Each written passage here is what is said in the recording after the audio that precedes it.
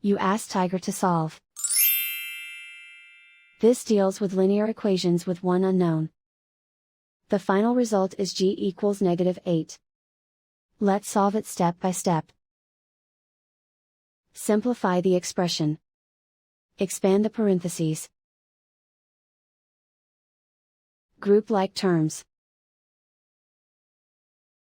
Multiply the coefficients. Simplify the arithmetic.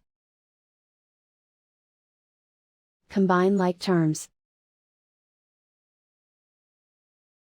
Group all g terms on the left side of the equation. Add 5g to both sides. Simplify the arithmetic. Group like terms.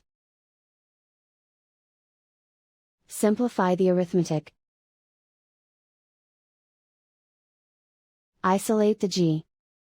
Divide both sides by -2. Cancel out the negatives. Simplify the fraction. Simplify the arithmetic. Find the greatest common factor of the numerator and denominator. Factor out and cancel the greatest common factor.